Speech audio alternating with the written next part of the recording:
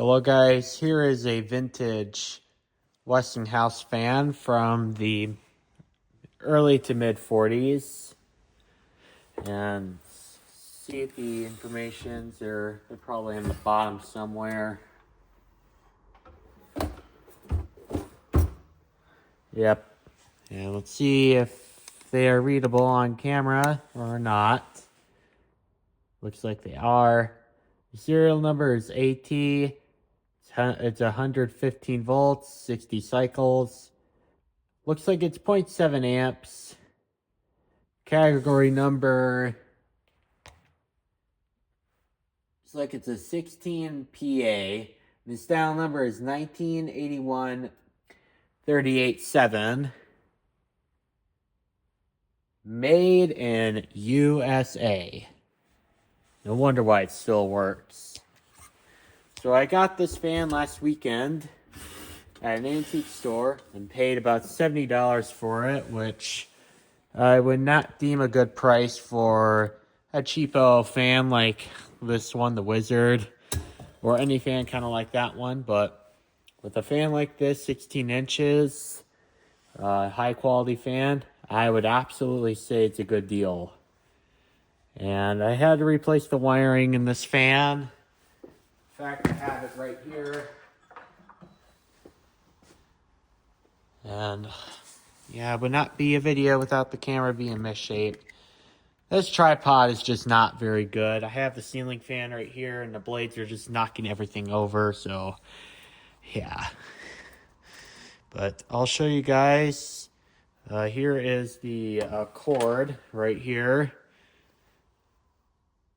You can see the copper is visible, so that's not safe. Here's another part of the cord, and you can see it's just as bad. You can see the metal is showing, so that's trash.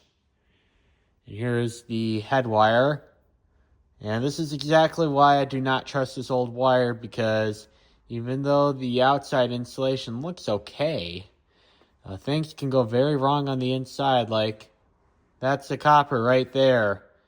So that's not safe. And not to mention, I think I can rip this and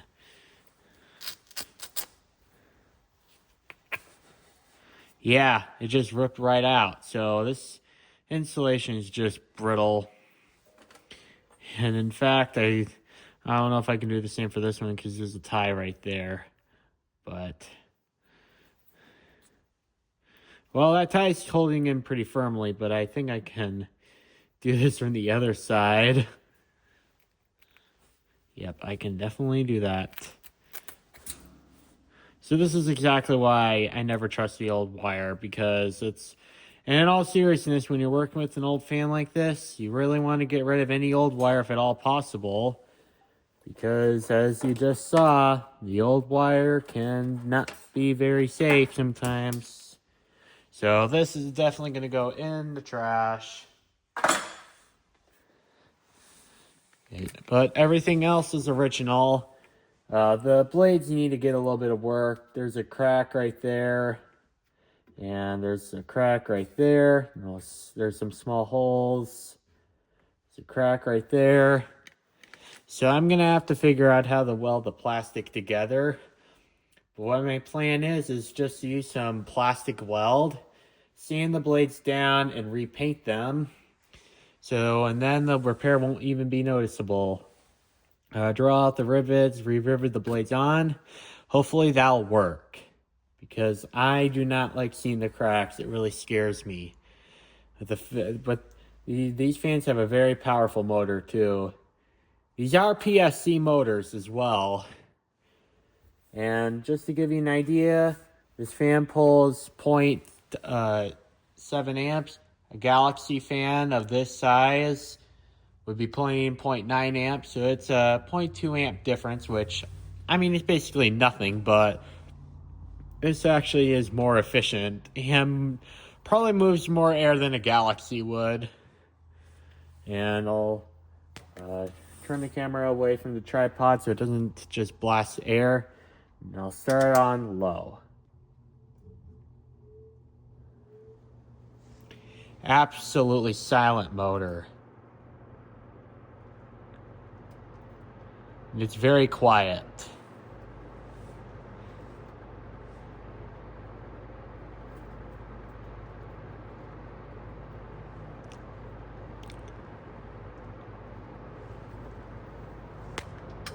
Here's medium.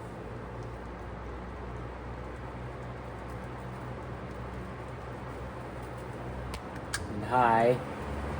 And actually it does have a pretty good speed difference. But I've been told that the reason why some of the older fans may not have a good variance in speed is because we're running them on 120 volts instead of 110. This one's ready for 115, so it probably is why that has a greater variance in the speeds.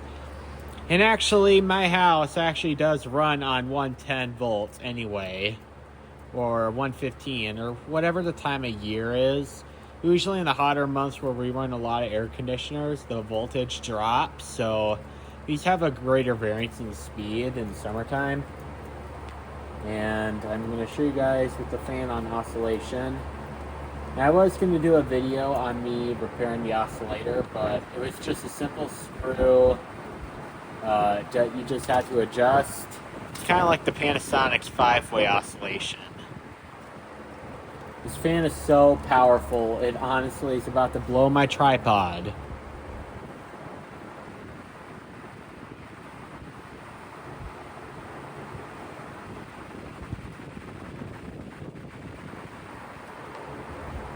Now off. Well, there you have it, my 16-inch Westinghouse Poweraire, I think is what the brand is. And also, I'll show you guys what I did for the wiring work as well. In summary, I just had to replace the cord and the lead wire. That's really all the major work I've done to it. This is a 3-wire twisted pair cloth covered wire that I made myself. And this is just a black cord that was an extension cord. And it's an old one because you can see the plug right here is definitely shows its age. And it actually had this plug on there, but I took it off and I'm going to keep this and see if I can use it for something else. But the thing with this is also non-polarized, so it can't fit a polarized plug. So there's really not many use cases left for these, but I'll find a use for it. But anyway, thank you guys so much for watching, and I hope you enjoyed the video. Bye.